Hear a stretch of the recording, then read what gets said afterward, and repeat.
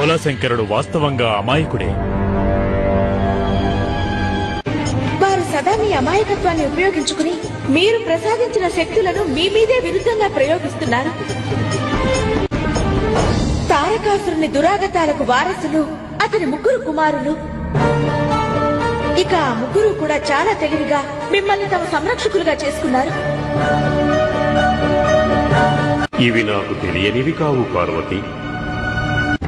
ఈ లోకంలో అసంఖ్యాకమైన అసురులున్నారు. వారు తపస్సు ద్వారా అమరత్వాన్ని వరంగా పొందారు. కానీ నేడు వారిలో ఏ ఒక్కరూ జీవించలేరు. అత్యధిక వ్యక్తుల్లో ఎప్పుడు వారి శరీరంపై మోహం కలుగుతుందో వారు అమరత్వం కోసమే ప్రయత్నిస్తూ ఉంటారు.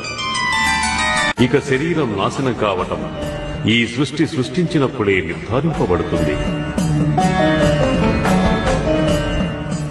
అమరం ఏదంటే అది ఆత్మ. ఇది అర్థం చేసుకోలేని వారు అహంకారులవుతారు. అహంకారం అధర్మానికి ఆధారమై వారి వినాశనానికి దారితీస్తుంది.